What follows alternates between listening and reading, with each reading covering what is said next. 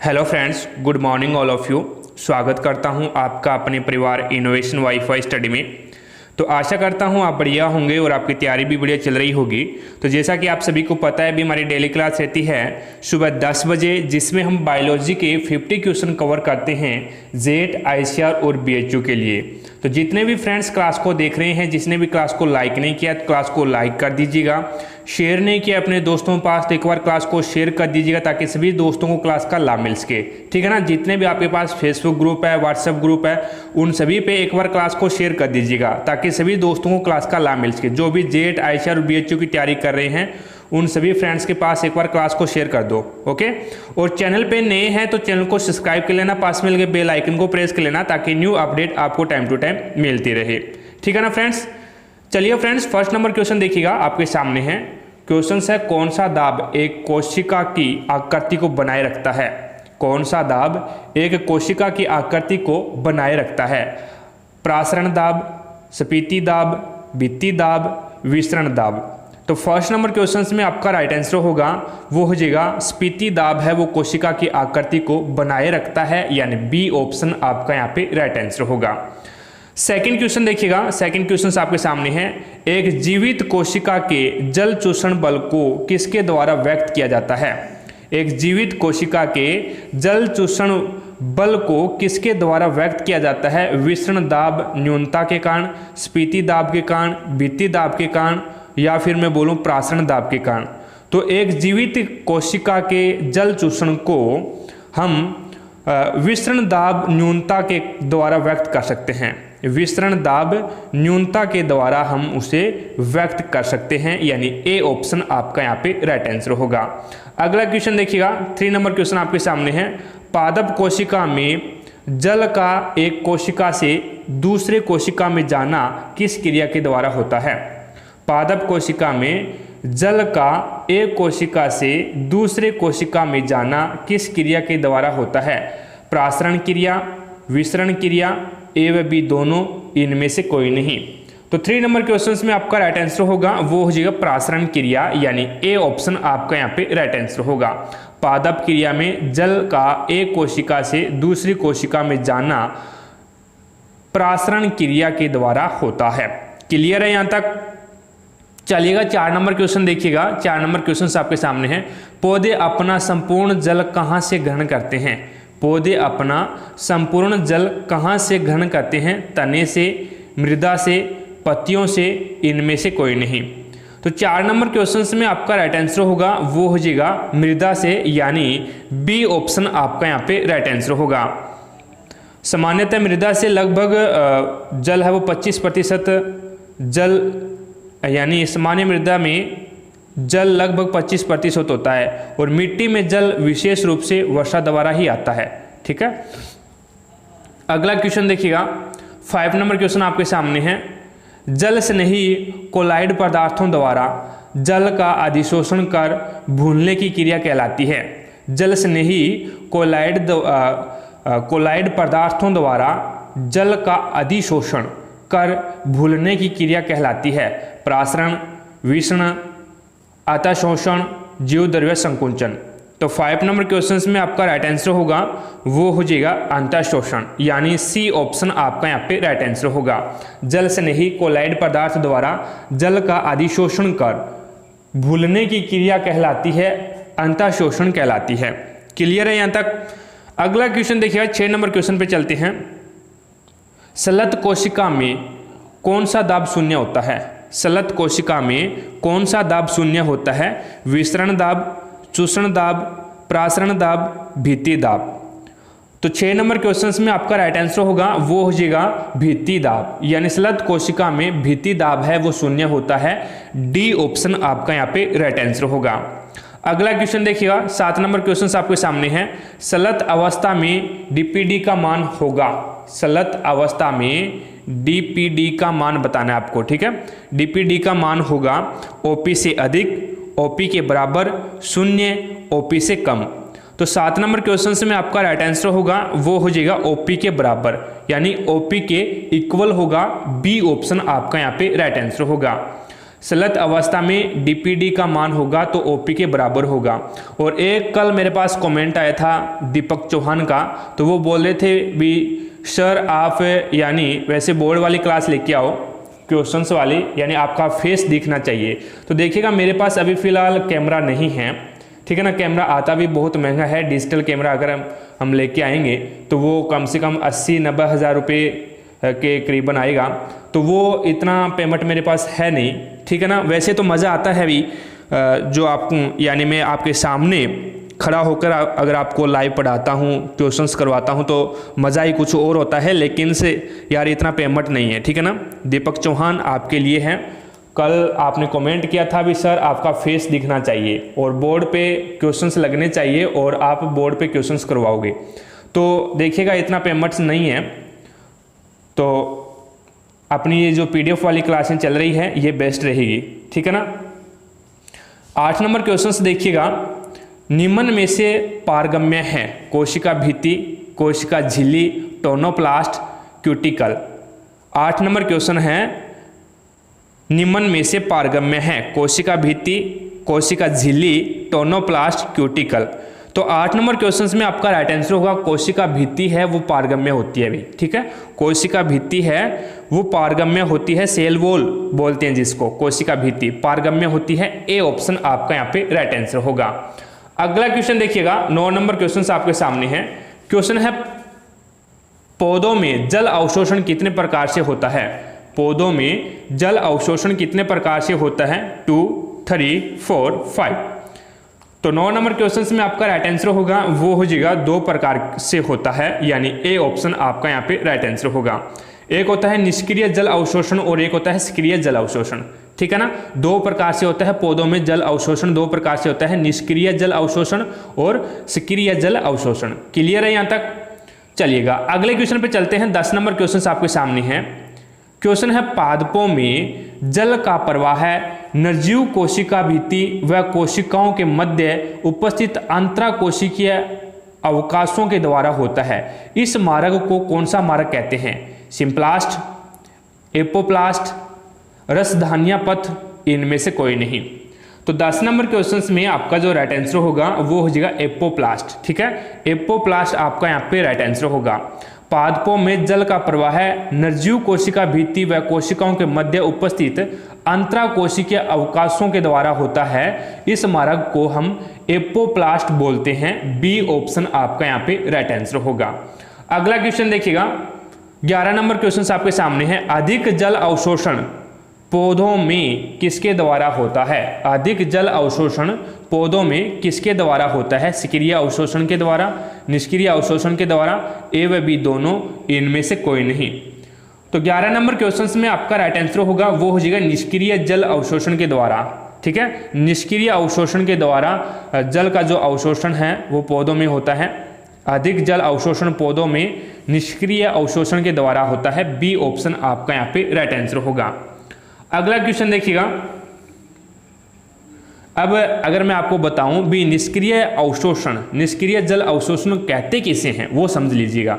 जब जल अवशोषण के कारक पत्तियों में स्थित होता है और जड़ की कोशिकाएं केवल मार्ग का कार्य करती है तो इसे निष्क्रिय जल अवशोषण कहते हैं। क्लियर है? अगला क्वेश्चन देखिएगा, 12 नंबर क्वेश्चन आपके सामने है। क्वेश्चन है, पौधे में अस्थायी मुरझाने का कारण क्या है? पौधे में अस्थायी मुरझाने का कारण क्या है?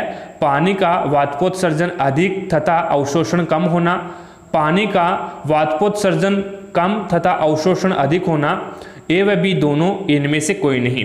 तो पौधों में अस्थायी मुरझाने का जो कारण होता है वो होता है भी पानी का वाष्पोत्सर्जन अधिक हो जाता है और अवशोषण कम होता है, ठीक है। ये सबसे मुख्य कारण रहता है इसका अस्थायी मुरझाने का, भी पानी का जो वाष्पोत्सर्जन है वो तो अधिक हो जाता है और उसका अवशोषण है वो कम होता है। क्लियर है यहाँ तक? 13 नंबर क्वेश्चन देखिएगा आपके सामने है। सक्रिय जल अवशोषण में पौधे किस प्रकार की ऊर्जा का उपयोग करते हैं? सक्रिय जल अवशोषण में पौधे किस प्रकार की ऊर्जा का उपयोग करते हैं? एटीपी के रूप में, डीपीटी के रूप में, टीपी के रूप में, ओपी के रूप में। तो 13 नंबर क्वेश्चंस में आपका जो राइट आंसर होगा वो हो जाएगा एटीपी के रूप में, ठीक है, ए ऑप्शन आपका यहाँ पे राइट आंसर होगा। पौधे में सक्रिय जल अवशोषण के लिए एटीपी के रूप में ऊर्जा की आवश्यकता होती है, जो पौधों में मूलों की शोषणशील कोशिकाओं द्वारा प्रदान की जाती है। जो जड़ों की जो शोषणशील कोशिकाएं होती हैं उसके द्वारा जो पौधे हैं वो प्रदान करते हैं एटीपी के रूप में ऊर्जा। ठीक है, ए ऑप्शन आपका यहाँ पे राइट आंसर होगा। अगला क्वेश्चन देखिएगा, 14 नंबर क्वेश्चन आपके सामने है। रसारोहण का संसर्जनवाद किसने प्रस्तुत किया था? रसारोहण का संसर्जनवाद किसने प्रस्तुत किया था? गोडलेवस्की ने, डिक्सन व जोली ने, स्ट्रासबर्गर ने, जेसी बोस ने। तो 14 नंबर क्वेश्चंस में आपका राइट आंसर होगा रसारोहण का संसर्जनवाद किसने प्रस्तुत किया था?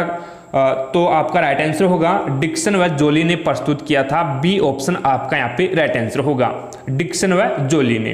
अब एक आपकी इंक्वायरी के लिए बता दूं, प्रत्येक क्लास में मैं आपको बताता आ रहा हूं, अगर किसी भी दोस्त को पीडीएफ की आवश्यकता है, अगर कोई भी दोस्त पीडीएफ डाउनलोड करना चाहता है तो पीडीएफ में टेलीग्राम ग्रुप पे अपलोड कर रहा हूं, और टेलीग्राम ग्रुप का लिंक मैंने आपको डिस्क्रिप्शन बॉक्स में दिया है, वहां से जाकर के टेलीग्राम ग्रुप को ज्वाइन कर लीजिएगा और प्रत्येक क्लास की पीडीएफ आपको टेलीग्राम ग्रुप पे ही मिलेगी। ठीक है ना, दिन में 2 क्लासें होती है अपनी, सुबह 10 बजे बायोलॉजी वाली जिसमें हम 50 क्वेश्चन कवर करते हैं, शाम 7 बजे एग्रीकल्चर वाली उसमें हम 50 क्वेश्चन कवर करते हैं। ठीक है ना, तो दोनों क्लासों की पीडीएफ आपको टेलीग्राम ग्रुप पे ही मिलेगी। ओके, चलिएगा अगला क्वेश्चन देखिएगा, 15 नंबर क्वेश्चन आपके सामने है। वातपोत्सर्जन को कितने भागों में बांटा गया है? वातपोत्सर्जन को कितने भागों में बांटा गया है? 2, 4, 3, 5। तो 15 नंबर क्वेश्चन में आपका राइट आंसर होगा वो हो जाएगा 3 भागों में बांटा गया है। सी ऑप्शन आपका यहाँ पे राइट आंसर होगा। ठीक है, 3 भागों में बांटा गया है।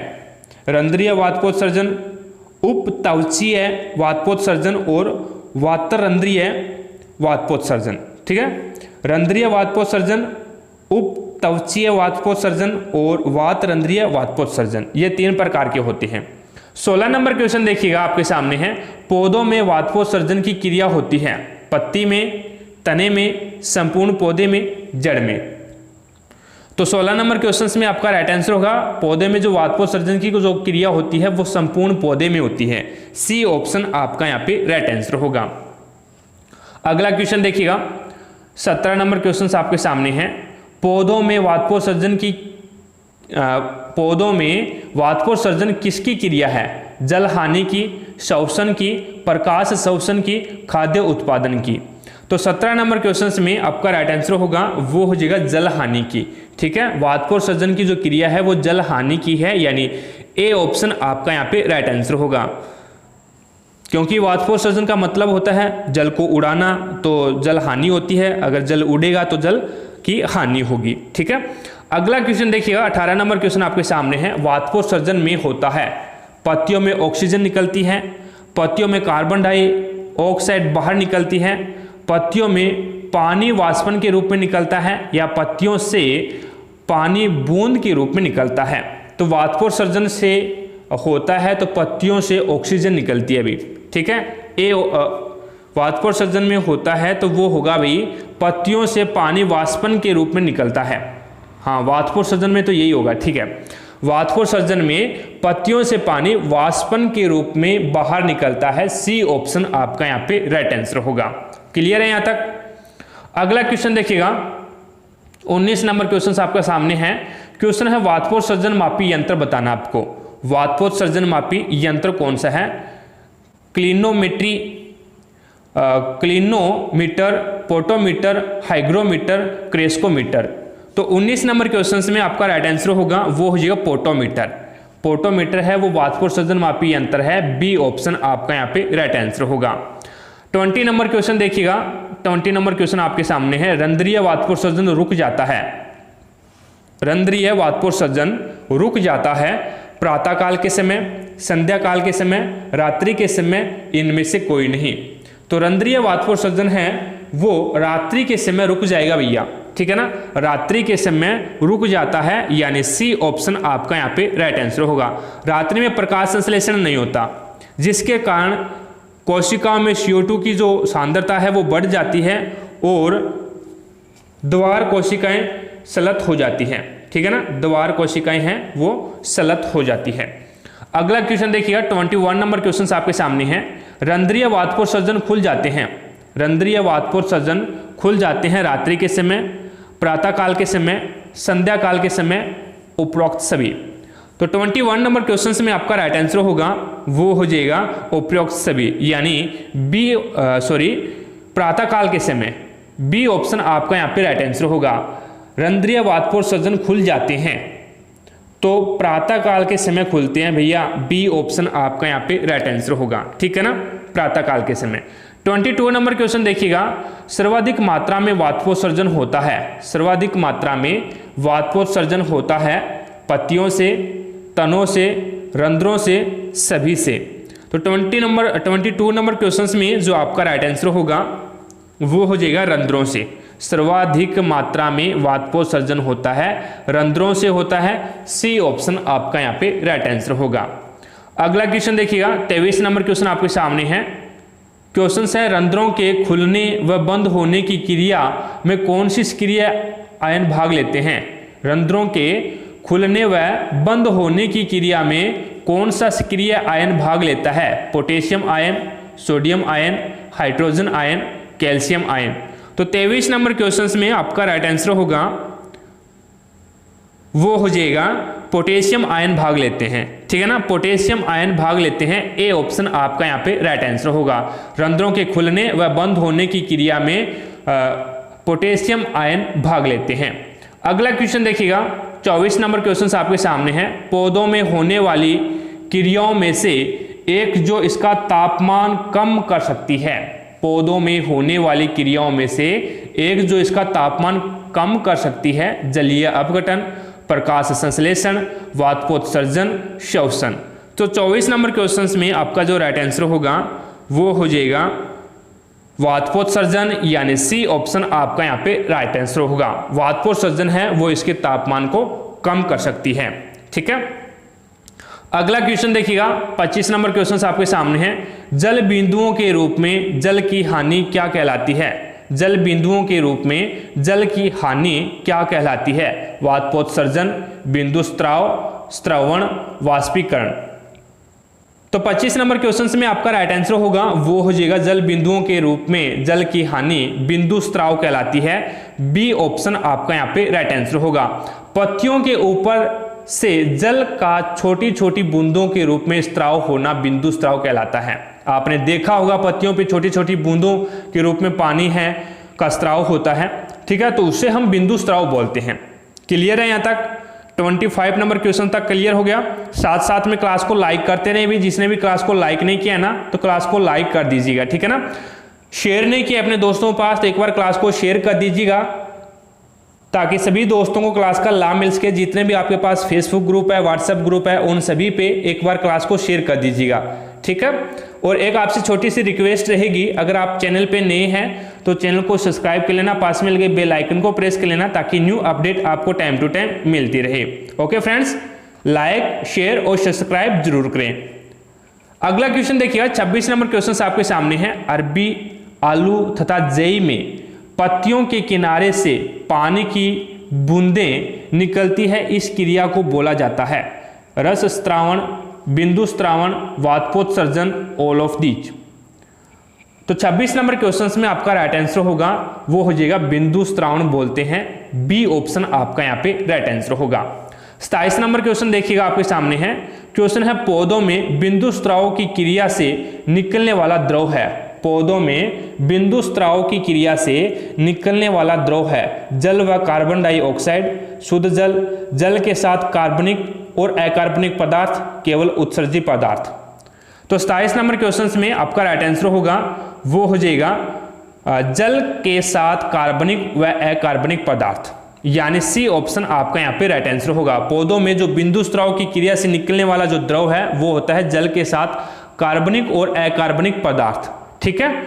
अगला क्वेश्चन देखिएगा 28 नंबर क्वेश्चन आपके सामने है। क्वेश्चन है किस प्रकार के पौधों में रंध्र रात में खुलने तथा दिन में बंद रहते हैं। किस प्रकार के पौधों में रंध्र रात में खुले तथा दिन में बंद रहते हैं। ऑप्शंस है नीम में, मसालोद्भिद में, शीतोद्भिद में, उपरोक्त सभी। तो 28 नंबर क्वेश्चन में आपका राइट आंसर होगा वो हो जाएगा मसालोद्भिद वाले जो पौधे हैं उन पौधों में रंध्र रात में खुले रहेंगे और दिन में बंद हो जाएंगे। तो बी ऑप्शन आपका यहाँ पे राइट आंसर होगा मसालोद्भिद में। ठीक है, 29 नंबर क्वेश्चन देखिएगा आपके सामने है, प्रकाश संश्लेषण की क्रिया में बाहर क्या निकलता है? प्रकाश संश्लेषण की क्रिया में बाहर क्या निकलता है? Carbon dioxide, oxygen, chlorine, hydrogen. तो 29 नंबर क्वेश्चन में आपका राइट आंसर होगा प्रकाश संश्लेषण की क्रिया में आप सभी को पता है ऑक्सीजन बाहर निकलती है, यानी बी ऑप्शन आपका यहाँ पे राइट आंसर होगा, ऑक्सीजन बाहर निकलती है। ठीक है, अगला क्वेश्चन देखिएगा, 23 नंबर क्वेश्चन आपके सामने है। क्वेश्चन है किस क्रिया के फलस्वरूप पौधों में ऑक्सीजन का निकास एवं कार्बन डाइऑक्साइड का अवशोषण होता है? किस क्रिया के फलस्वरूप पौधों में ऑक्सीजन का निकास एवं कार्बन डाइऑक्साइड का अवशोषण होता है? वाष्पोत्सर्जन, विसरण, प्रकाश संश्लेषण, प्रासरण। तो 23 नंबर क्वेश्चन में आपका राइट आंसर होगा वो हो जाएगा प्रकाश संश्लेषण के दौरान ऑक्सीजन का निष्कासन, यानी ऑक्सीजन बाहर निकलती है और कार्बन डाइऑक्साइड का अवशोषण होता है। ठीक है, प्रकाश संश्लेषण की क्रिया के दौरान। सी ऑप्शन आपका यहाँ पे राइट आंसर होगा। अगला क्वेश्चन देखिएगा, 31 नंबर क्वेश्चन आपके सामने है, निम्नलिखित में से कौन सा असत्य है? निम्नलिखित में से कौन सा असत्य है? प्रकाश संश्लेषण में कार्बन डाइऑक्साइड का उपयोग होता है, प्रकाश संश्लेषण सूर्य के प्रकाश में होता है, प्रकाश संश्लेषण में ऑक्सीजन बाहर निकलती है, प्रकाश संश्लेषण में ऑक्सीजन का उपयोग होता है। तो 31 नंबर क्वेश्चन में आपका राइट आंसर होगा वो हो जाएगा प्रकाश संश्लेषण में ऑक्सीजन का उपयोग होता है। डी ऑप्शन आपका यहाँ पे राइट आंसर होगा। ये कथन है वो असत्य है, गलत है। ठीक है ना, जबकि प्रकाश संश्लेषण में ऑक्सीजन बाहर निकलती है, न कि ऑक्सीजन का उपयोग होता है। ओके, तो डी ऑप्शन आपका यहाँ पे राइट आंसर होगा। 32 नंबर क्वेश्चन देखिएगा आपके सामने है, प्रकाश संश्लेषण की क्रिया आश्रित प्रक्रिया कहाँ संपन्न होती है? प्रकाश संश्लेषण की प्रकाश आश्रित प्रक्रिया कहाँ संपन्न होती है? ग्रेना में, स्ट्रोमा में, थाइलेकोइड में, स्टार्च में। तो 32 नंबर क्वेश्चन में आपका राइट आंसर होगा वो हो जाएगा ग्रेना में। प्रकाश संश्लेषण की प्रकाश आश्रित प्रक्रिया ग्रेना में संपन्न होती है। ए ऑप्शन आपका यहाँ पे राइट आंसर होगा। क्लियर है यहाँ तक? चलिए अगले क्वेश्चन पे चलिएगा। 33 नंबर क्वेश्चन देखिएगा। 33 नंबर क्वेश्चन आपके सामने है, केल्विन चक्कर कहाँ संपन्न होता है?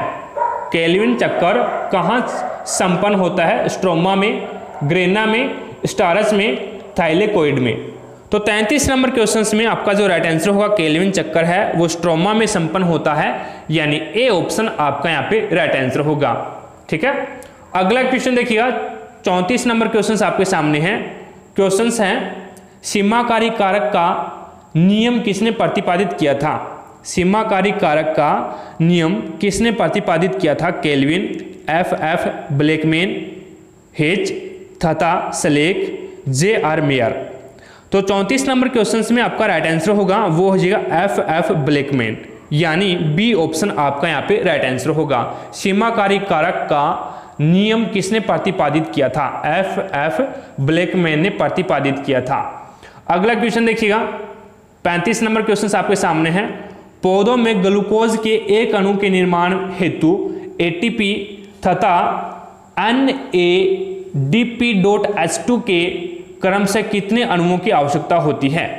पौधों में ग्लूकोज के एक अणु के निर्माण हेतु एटीपी तथा NADP.H2 के क्रम से कितने अणुओं की आवश्यकता होती है? 12 तथा 18, 12 तथा 16, 18 तथा 16, 18 तथा 12। तो 35 नंबर क्वेश्चन में आपका राइट आंसर होगा वो हो जाएगा एटीपी के तो 18 अणु होने चाहिए और NADP.H2 के 12 अणु होने चाहिए। तो डी ऑप्शन आपका यहाँ पे राइट आंसर होगा, 18 तथा 12। अगला क्वेश्चन देखिए। 36 नंबर क्वेश्चन आपके सामने है। क्वेश्चन है, प्रकाश संश्लेषण में स्वांगीकरण शक्ति किससे प्राप्त होती है? प्रकाश संश्लेषण में स्वांगीकरण शक्ति किससे प्राप्त होती है? एटीपी से, NADP.H2 से, ए व बी दोनों, इनमें से कोई नहीं। तो 36 नंबर क्वेश्चन में आपका राइट आंसर होगा वो हो जाएगा ए व बी दोनों से, यानी एटीपी से भी होती है और NADP.H2 से भी होती है। तो सी ऑप्शन आपका यहाँ पे राइट आंसर होगा। क्लियर है यहाँ तक? अगला क्वेश्चन देखिएगा, 37 नंबर क्वेश्चन आपके सामने है। प्रकाश संश्लेषण में प्रकाशहीन अभिक्रिया का प्रथम उत्पाद होता है। प्रकाश संश्लेषण के प्रकाशहीन अभिक्रिया का प्रथम उत्पाद होता है। ऑप्शंस आपके सामने हैं। ए नंबर ऑप्शंस है फॉस्फोग्लिसरिक अम्ल, फॉस्फोग्लिसरिक, एल्डिहाइड अम्ल, पायरुविक अम्ल, इनमें से कोई नहीं। तो 37 नंबर क्वेश्चंस में आपका राइट आंसर होगा फॉस्फोग्लिसरिक अम्ल, यानी ए ऑप्शन आपका यहाँ पे राइट आंसर होगा। प्रकाश संश्लेषण में प्रकाशहीन अभिक्रिया का प्रथम उत्पाद होता है वो फॉस्फोग्लिसरिक अम्ल होता है।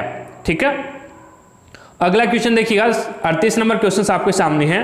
प्रकाश संश्लेषण के लिए किसकी जरूरत होती है? प्रकाश संश्लेषण के लिए किसकी जरूरी होती है? जल, पर्णहरित, धूप, इनमें से सभी।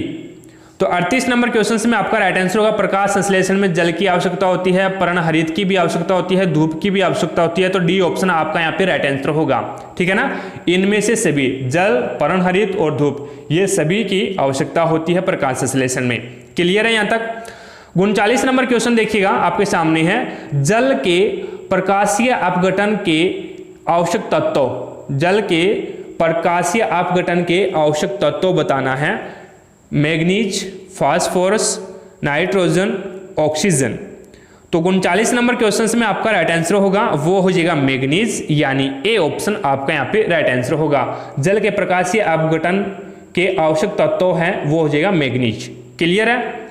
अगला क्वेश्चन देखिए, 40 नंबर क्वेश्चन आपके सामने है। पौधों में सामान्यतः कौन से वर्णक पाए जाते हैं?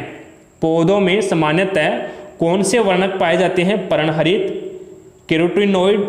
केरोटिनोइडस, फाइकोबिलिन्स, इनमें से सभी। तो 40 नंबर क्वेश्चन में आपका राइट आंसर होगा पौधों में जो सामान्यतः कौन से वर्णक पाए जाते हैं, तो वो पाए जाएंगे इनमें से सभी। पर्णहरित भी पाया जाता है, केरोटिनोइडस भी पाया जाता है और फाइकोबिलिन्स भी पाया जाता है। तो डी ऑप्शन आपका यहाँ पे राइट आंसर होगा, इनमें से सभी। क्लियर है यहाँ तक? 41 नंबर क्वेश्चन देखिएगा आपके सामने है। पादप जगत में मुख्यतः कितने प्रकार के क्लोरोफिल वर्णक पाए जाते हैं? पादप जगत में मुख्यतः कितने प्रकार के क्लोरोफिल वर्णक पाए जाते हैं?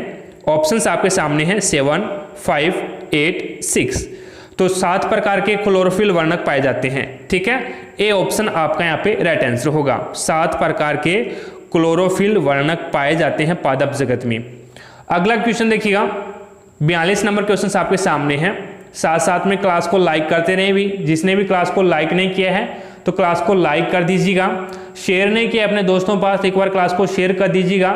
जितने भी आपके पास फेसबुक ग्रुप है, व्हाट्सएप ग्रुप है, उन सभी पे एक बार क्लास को शेयर कर दीजिएगा ताकि सभी दोस्तों को क्लास का लाभ मिल सके। ठीक है ना?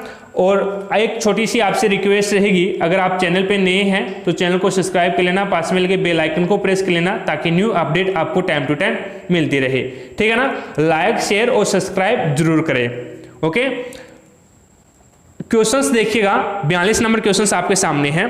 क्वेश्चन है, हरे रंग का पदार्थ जो पौधों में प्रकाश संश्लेषण का कार्य करता है वह निम्नलिखित में से है? क्लोरोप्लास्ट, क्लोरोफोरम, क्लोरोफिल, इनमें से कोई नहीं। तो हरे रंग का पदार्थ जो पौधों में प्रकाश संश्लेषण का कार्य करता है तो वह क्लोरोफिल है, यानी सी ऑप्शन आपका यहाँ पे राइट आंसर होगा। अगला क्वेश्चन देखिएगा, 43 नंबर क्वेश्चन आपके सामने है। क्लोरोफिल में कौन सा पोरफिरिन होता है? क्लोरोफिल में कौन सा पोरफिरिन होता है? कैल्शियम, लोहा, टिन, मैग्नीशियम। तो 43 नंबर क्वेश्चन में आपका राइट आंसर होगा वो हो जाएगा मैग्नीशियम, यानी डी ऑप्शन आपका यहाँ पे राइट आंसर होगा। 44 नंबर क्वेश्चन देखिएगा आपके सामने है। क्लोरोफिल ए में किस रंग का वर्णक पाया जाता है? क्लोरोफिल ए में किस रंग का वर्णक पाया जाता है? नीले हरे रंग का, पीले हरे रंग का, लाल पीले रंग का, नीले लाल रंग का। तो 44 नंबर क्वेश्चन में आपका राइट आंसर होगा वो हो जाएगा नीले हरे रंग का। क्लोरोफिल ए होता है उसमें नीले हरे रंग का वर्णक पाया जाता है। ए ऑप्शन आपका यहाँ पे राइट आंसर होगा। अगला क्वेश्चन देखिएगा, 45 नंबर क्वेश्चन आपके सामने है। कैरोटीनोइड्स की सर्वप्रथम खोज किस वैज्ञानिक ने की थी? कैरोटीनोइड की सर्वप्रथम खोज किस वैज्ञानिक ने की थी? रॉबर्ट हिल, वेकेन रोडर, हेज, केल्विन। तो 45 नंबर क्वेश्चन में आपका राइट आंसर होगा वो हो जाएगा वेकेन रोडर ने। ठीक है, वेकेन रोडर ने कैरोटीनोइड की सर्वप्रथम खोज की थी। बी ऑप्शन आपका यहाँ पे राइट आंसर होगा। 1831 में की थी। अगर आपसे पूछ ले कब की थी तो 1831 में की थी। क्लियर है। अगला क्वेश्चन देखिएगा, 46 नंबर क्वेश्चन आपके सामने है। पौधों में कितने प्रकार के कैरोटीनोइड पाए जाते हैं? पौधों में कितने प्रकार के कैरोटीनोइड पाए जाते हैं? 2, 3, 4, 5। तो पौधों में 2 प्रकार के कैरोटीनोइड पाए जाते हैं। अभी ए ऑप्शन आपका यहाँ पे राइट आंसर होगा। पौधों में कितने प्रकार के कैरोटीनोइड पाए जाते हैं? तो 2 प्रकार के पाए जाते हैं। पहला होगा कैरोटीन और दूसरा होगा जेंथोफिल। ठीक है, ये 2 प्रकार के पाए जाते हैं, कैरोटीन और जेंथोफिल। अगला क्वेश्चन देखिएगा, 47 नंबर क्वेश्चन आपके सामने है। क्वेश्चन है, कैरोटीन का मूलानुपाती सूत्र कौन सा है? कैरोटीन का मूलानुपाती सूत्र कौन सा है? C40H56O2, C40H56O5 और अगला है C40H56, C55H22O5, N4Mg। तो कैरोटीन का मूलानुपाती जो सूत्र होता है वो होता है C40H56, C40H56 और O5। बी ऑप्शन आपका यहाँ पे राइट आंसर होगा। ठीक है, कैरोटीन का मूलानुपाती जो सूत्र होता है वो होगा C40H56O5। बी ऑप्शन आपका यहाँ पे राइट आंसर होगा। अगला क्वेश्चन देखिएगा, 48 नंबर क्वेश्चन आपके सामने है। लाल व नीले हरे शैवाल किसमें पाए जाते हैं? लाल व नीले हरे शैवाल किसमें पाए जाते हैं? ऑप्शंस आपके सामने हैं, फाइकोबिलेंस, फाइकोसाइनिन, फाइकोबिलेंस और इनमें से कोई नहीं। तो 48 नंबर क्वेश्चन में आपका राइट आंसर होगा वो हो जाएगा फाइकोबिलेंस, यानी सी ऑप्शन आपका यहाँ पे राइट आंसर होगा। लाल व नीले हरे शैवाल किसमें पाए जाते हैं? तो फाइकोबिलेंस में पाए जाते हैं। सी ऑप्शन आपका यहाँ पे राइट आंसर होगा। ए ऑप्शन है वो हो जाएगा फाइकोरिथीन होगा। ठीक है ना, ए ऑप्शन फाइकोरिथीन है, बी है फाइकोसाइनिन है और सी है फाइकोबिलेंस और डी है इनमें से कोई नहीं। तो ये यहाँ पे प्रिंट करने में थोड़ा सा गलती हो गया था। ठीक है, अगला क्वेश्चन देखिएगा, 49 नंबर क्वेश्चन आपके सामने है। प्रकाश संश्लेषण की दर सबसे अधिक पाई जाती है बैंगनी रंग के प्रकाश में, नीले रंग के प्रकाश में, हरे रंग के प्रकाश में, लाल रंग के प्रकाश में। तो 49 नंबर क्वेश्चन में आपका राइट आंसर होगा प्रकाश संश्लेषण दर सबसे अधिक लाल रंग के प्रकाश में पाई जाती है। डी ऑप्शन आपका यहाँ पे राइट आंसर होगा। लाल रंग के प्रकाश में प्रकाश संश्लेषण की दर अधिक पाई जाती है। चलिएगा आज की क्लास का लास्ट क्वेश्चन देख लेते हैं। लास्ट क्वेश्चन आपके सामने है, प्रकाश संश्लेषण की दर कम पाई जाती है। प्रकाश संश्लेषण की दर कम पाई जाती है नीले रंग के प्रकाश में, बैंगनी रंग के प्रकाश में, लाल रंग के प्रकाश में, हरे रंग के प्रकाश में। तो 50 नंबर क्वेश्चन में आपका राइट आंसर होगा वो हो जाएगा बैंगनी रंग के प्रकाश में प्रकाश संश्लेषण की दर है वो कम पाई जाती है और लाल रंग के प्रकाश में प्रकाश संश्लेषण की दर अधिक पाई जाती है। तो बी ऑप्शन आपका यहाँ पे राइट आंसर होगा, बैंगनी रंग के प्रकाश में। तो आशा करता हूं फ्रेंड्स आज की क्लास में हमने 50 क्वेश्चन कवर किए हैं, सभी आपको समझ में आ गए होंगे। अगर फिर भी कोई भी क्वेश्चन में आपको डाउट लगती है तो मुझे कमेंट बॉक्स में कमेंट जरूर करें। जैसे ही नेक्स्ट क्लास होगी उस क्लास में आपकी डाउट को क्लियर किया जाएगा। क्लास पसंद आई है तो दिल से लाइक कर देना और ज़्यादा से ज़्यादा अपने दोस्तों के पास शेयर कर देना ताकि सभी दोस्तों को क्लास का लाभ मिल सके। चैनल पे नए हैं तो चैनल को सब्सक्राइब कर लेना, पास में लगे बेल आइकन को प्रेस कर लेना ताकि न्यू अपडेट आपको टाइम टू टाइम मिलती रहे। तो आज की क्लास में इतना ही, मिलते हैं नेक्स्ट क्लास में, तब तक जय हिंद जय भारत।